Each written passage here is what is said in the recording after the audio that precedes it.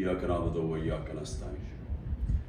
मेरे पाकिस्तानियों, आजकल जो प्रेशर और जो जुल्म तहरीक इंसाफ के ऊपर किया जा रहा है, तो इसकी तो खैर पाकिस्तान में तो कोई मिसाल नहीं है।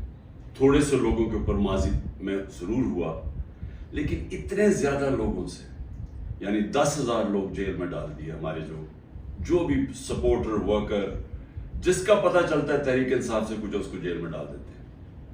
लेकिन सिर्फ यही नहीं किया, इनमें से कईयों पे तशद्दुद किया, और तशद्दुद उन लोगों पे किया जितने वो तहरीक इंसाफ के साथ खड़े हैं और वो कहते हैं कि हम इसको नहीं छोड़ेंगे, उनके ऊपर और ज़्यादा हर किस्म का जुल्म भी किया जाता है, तशद्दुद भी किया जाता है।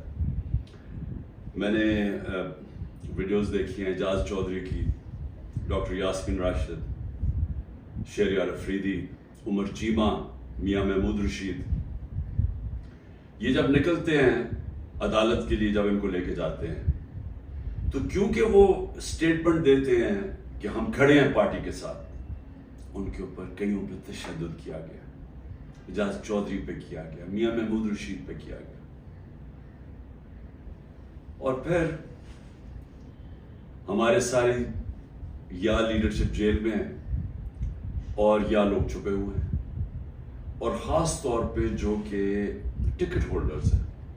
अब ये टिकट होल्डर्स के पीछे पड़े हुए हैं कि किसी तरह उनको पीटीआई से दूर करें, और कई कर चुके हैं। कईयों ने कहा जी वही जो हाथ खड़ा करके, जी हम तो पाकिस्तानी फ़ौज के साथ हैं, हम तो 8-9 मई को बड़ी उसकी मजम्मत करते हैं और हम पार्टी छोड़ रहे हैं, सब कुछ माफ़ हो जाता है उनका।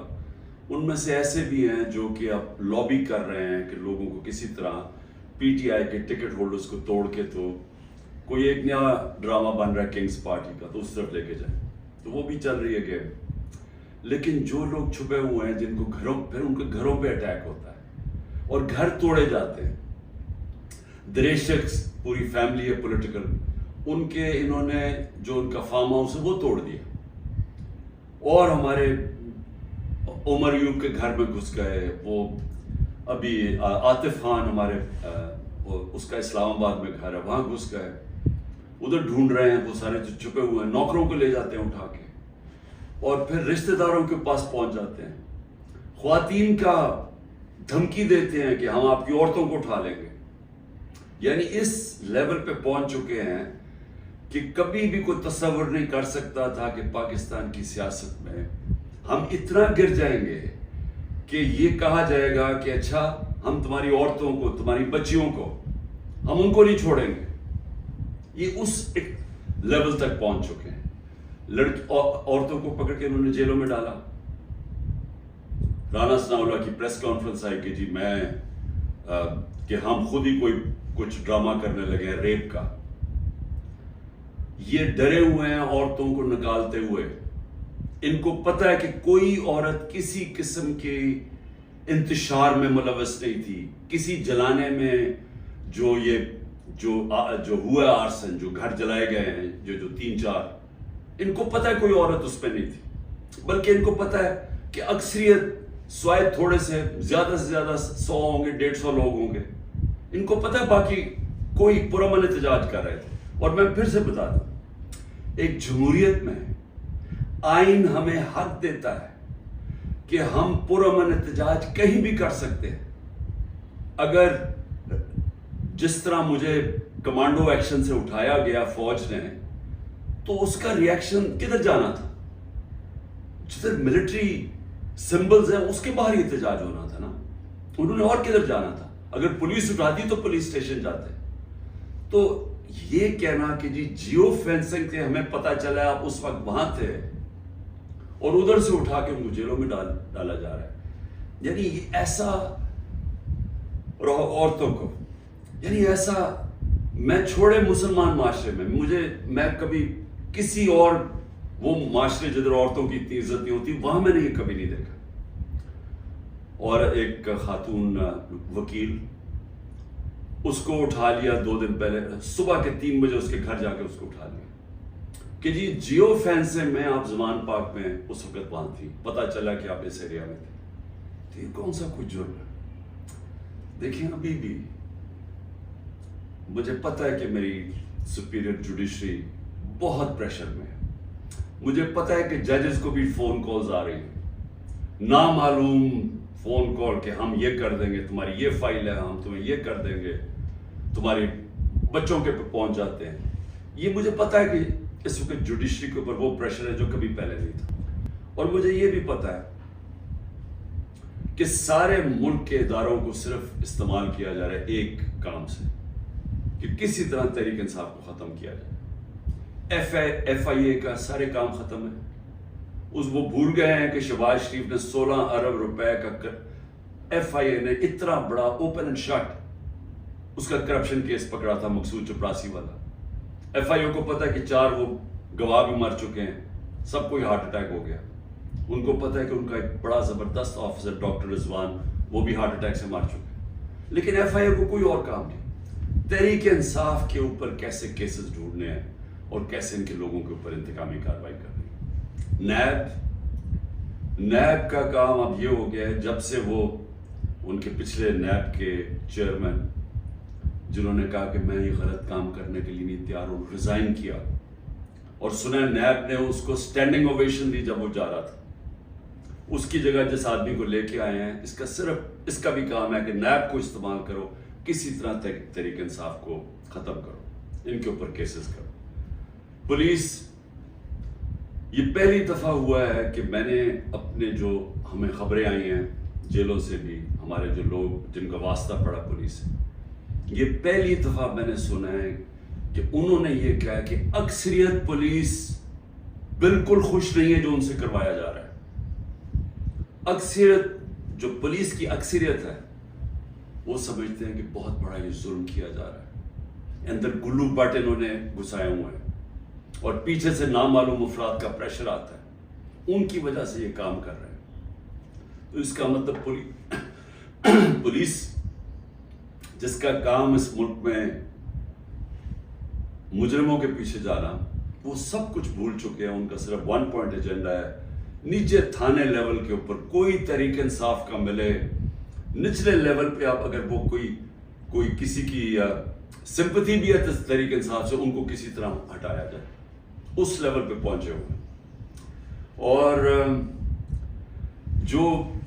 جو کرتے ہیں، جب ایک ہی خبر آتی ہے کہ گھر توڑ دیتے ہیں، چیزیں توڑ دیتے ہیں، دھمکیاں دیتے ہیں، بزنسز بند کر دیتے ہیں، بزنسز کے اوپر پہنچ جاتے ہیں، روزگار بند کر دیتے ہیں، تو میرا سوال ایک ہے کہ اتنی زیادہ، اتنے پریشر کے باوجود کیا وجہ ہے کہ چند لوگ چھوڑ کے گئے ہیں؟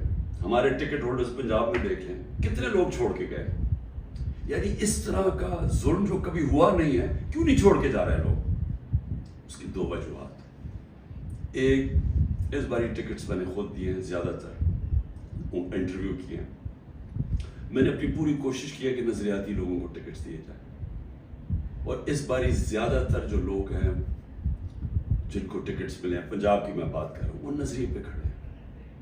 لیکن دوسرا ایک اور بھی فیکٹر ہے، میں نے ایک کا مجھے میسج آئی کہ میرے اوپر بہت پریشر ہے، انہوں نے میری بزنس بند کر دی ہیں، انہوں نے اب فیملی کے اوپر آ گئے ہیں، پتہ ہے جی آپ کی بیٹی کی یہ ادھر شادی ہوئی ہے، اس کے اوپر بھی اس کو بھی تنگ کرنے پہ آ گئے، تو جی میرے پہ بہت پریشر ہے۔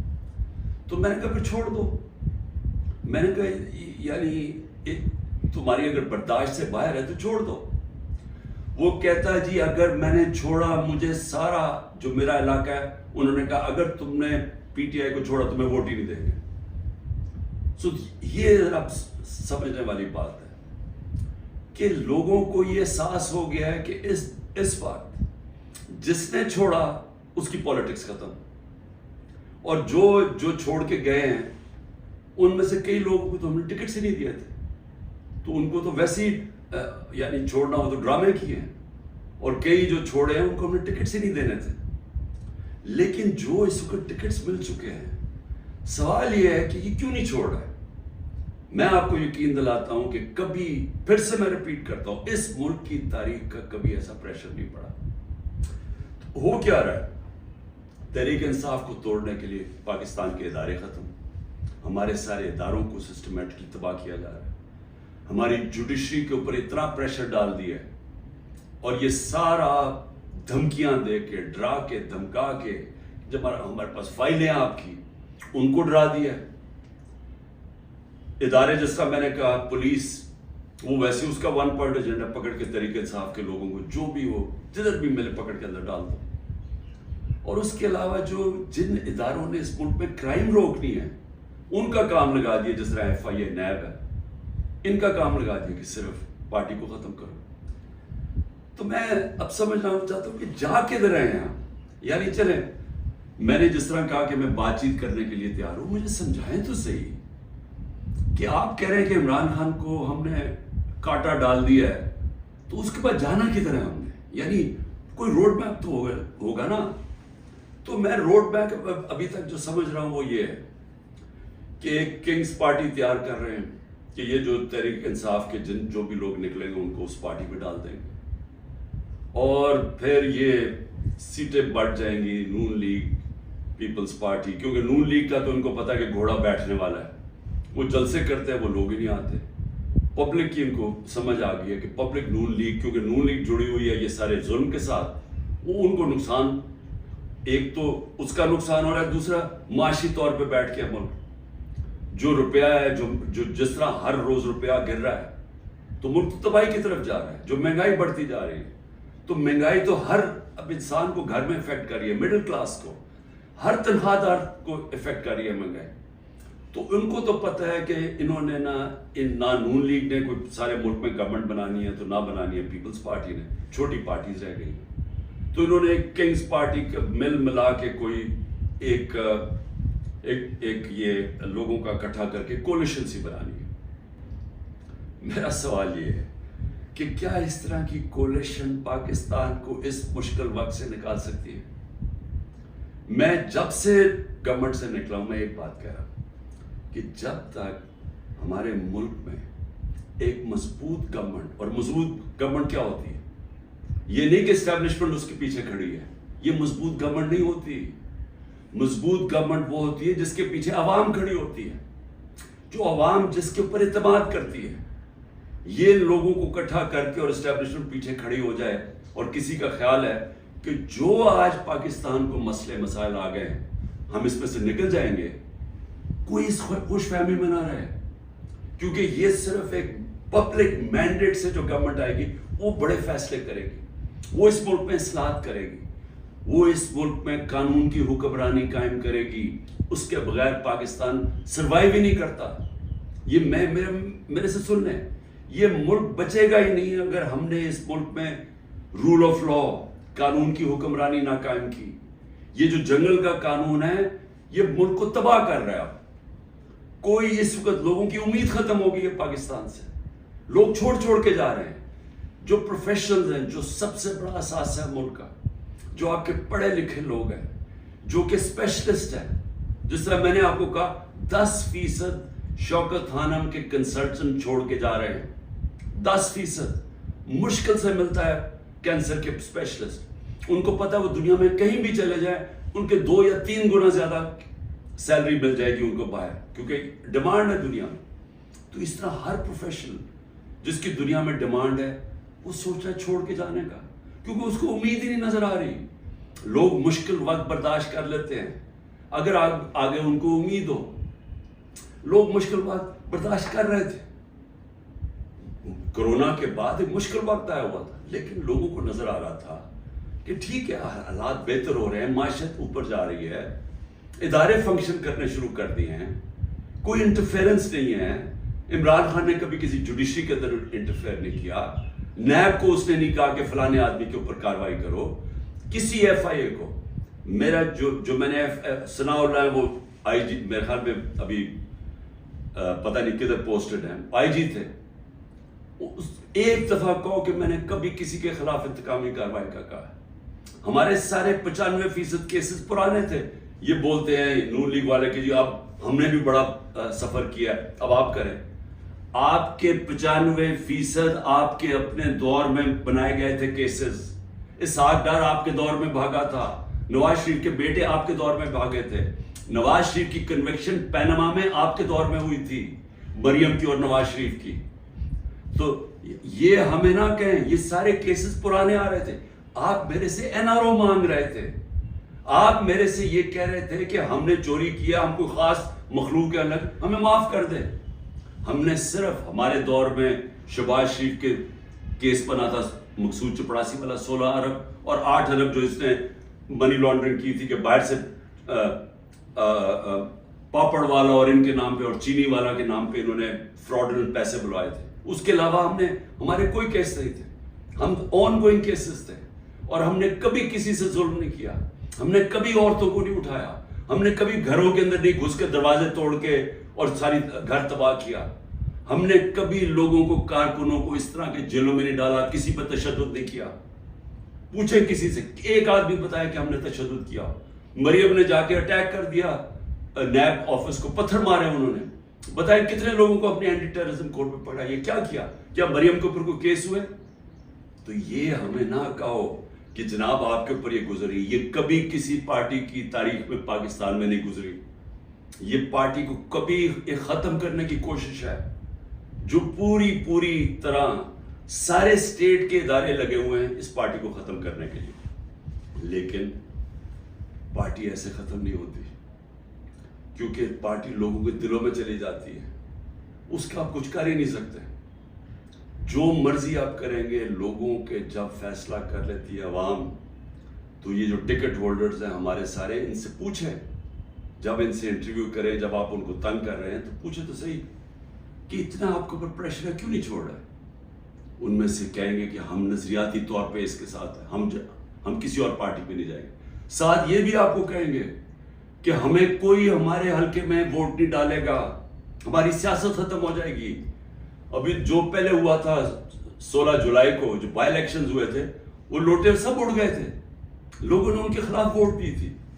اور اب اس سے بھی زیادہ برے حالات ہیں، کیونکہ لوگوں کو غصہ ہے جو ہو رہا ہے. اس وقت عوام غصے میں ہے، لیکن گھبرائی ہوئی ہے، کیونکہ کبھی اس طرح کا کریک ڈاؤن دیکھا ہی نہیں ہے. تو میرا آخر میں اپنی عوام کو پیغام ہے، کیونکہ مجھے پتہ ہے بڑا مشکل ہے، اور آپ گھبرائے ہوئے ہیں، آپ میں خوف پیدا کیا گیا. یہ جو باہر نکل کے کوئی تحریک انصاف کا نام سنتا اس کو جیل میں ڈال دیتے.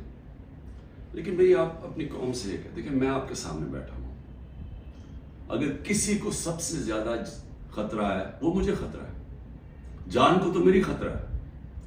انہوں نے یہ کیا، دو میرے اوپر اٹیک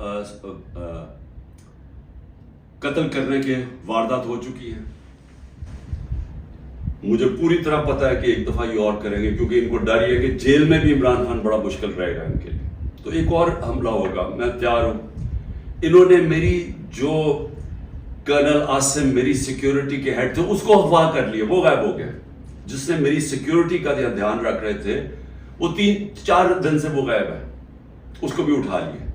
جو گاڑیاں تھی میری سیکیورٹی کی، وہ گاڑیوں کو انہوں نے اندر امپاؤنڈ کر دیا، اور ان سے پوچھے عدالت تو کہتی جو ہمیں پتہ ہی نہیں کدھر گئی.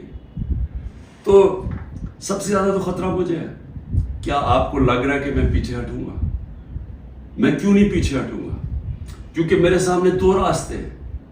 ایک ہے یہ خوف کی فضا بنا کے ہمیں غلام بنا رہے ہیں، صرف مقصد یہ ہے کہ ہم بھیڑ بکریوں کی طرح یہ طاقت کی حکمرانی مان لیں. یہ سب نے کیا ہے، یہ فرعون یہی کرتا تھا، خوف اتنا پھیلا کے لوگوں کو غلام بنایا ہوا تھا. یہ یزید نے کیا تھا، کوفہ کے لوگوں کے اوپر اتنا اس کا خوف تھا اس کے ظلم کا کہ انہوں نے حضرت امام حسین کی مدد نہیں کی. اسلام کا سب سے بڑا جو تکلیف تھے ہر مسلمان کے لیے وہ ثانیہ ہونے دیا. ہر دنیا کی تاریخ کا یزید یا ڈکٹیٹر وہ ہمیشہ خوف کے ذریعے لوگوں کو کنٹرول کرتا ہے، انسانوں کو کنٹرول کرتا ہے. اور دوسرا راستہ، ایک تو یہ راستہ ہے کہ میں بھی خوف زدہ ہو جاؤں اور میں ان کے ساتھ میں مان جاؤں، جی ٹھیک ہے سر، یہ جو آپ چاہتے ہیں، ہم آپ کے غلام ہیں. میں نے تو کبھی کسی کو غلامی کی نہیں ہے. میں تو لا الہ الا اللہ میں ماننے والا آدمی ہوں جس نے مجھے آزاد کیا ہوا ہے. میں تو ایک آزاد انسان ہوں. میرے لیے تو غلامی سے بہتر موت ہے. میں آج اپنی قوم کو یہ کہنا چاہتا ہوں کہ دیکھیں اللہ نے جب آپ ہیں محمد مصطفیٰ محمد صلی اللہ علیہ وسلم کے امتی، جب انہوں نے آپ کو لا الہ الا اللہ کا کلمہ پڑھایا تھا تو انہوں نے آپ کو آزاد کیا تھا.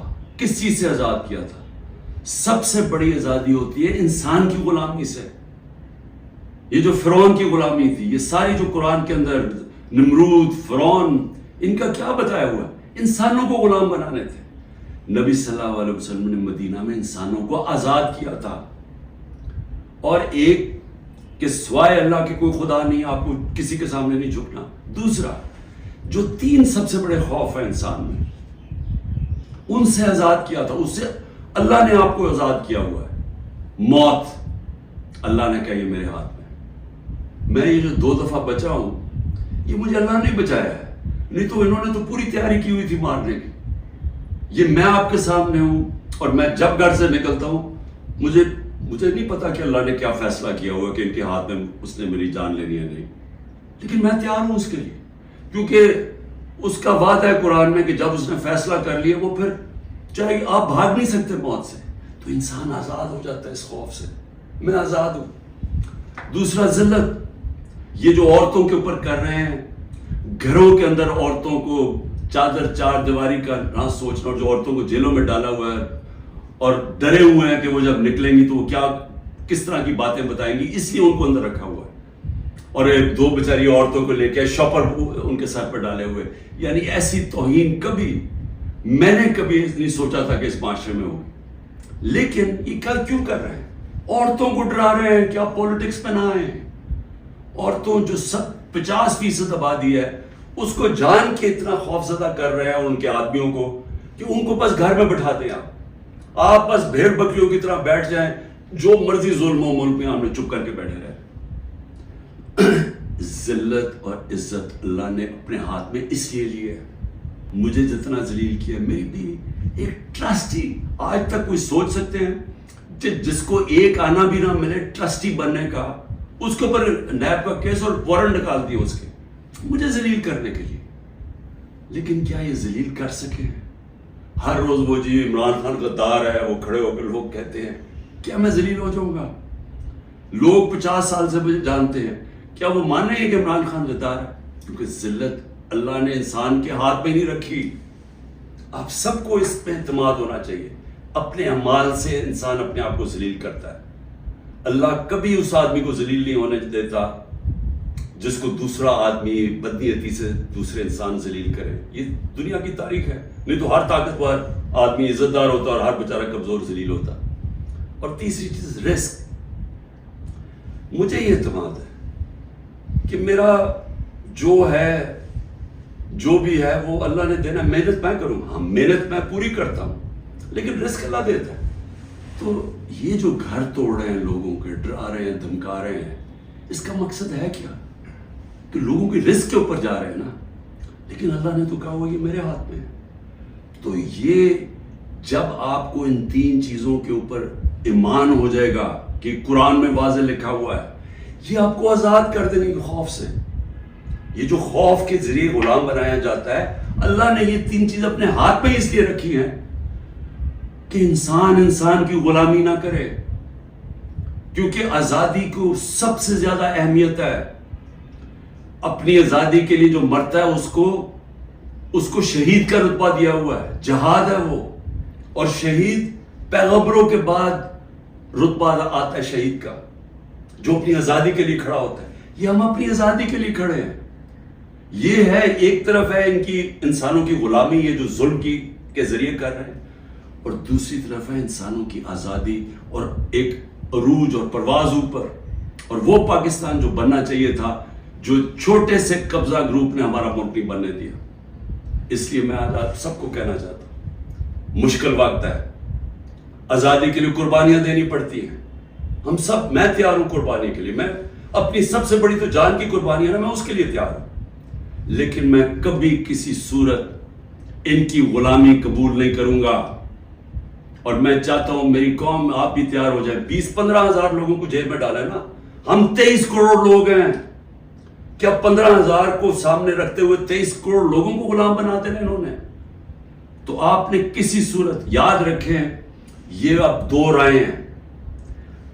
ہم نے اگر اپنے اس وقت اس خوف کے سامنے جھک گئے جو یہ کوشش کر رہے ہیں, یاد رکھیں آپ کی آنے والی نسلیں آپ کو معاف نہیں کریں گی, کیونکہ اس ملک کا پھر کوئی مستقبل نہیں ہوگا.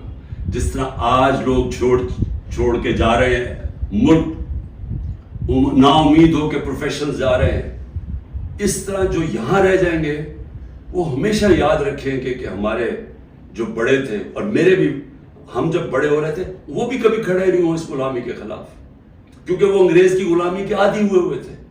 تو انگریز آزادی تو ملی نہیں صحیح طور پہ, ہر وقت طاقت کی غلامی کی ہے یہاں اس ملک میں. یہ ہے وہ وقت ہم اپنی حقیقی آزادی کے لیے جدوجہد کریں. کبھی آپ نے اس سے پیچھے نہیں ہٹنا. شکریہ.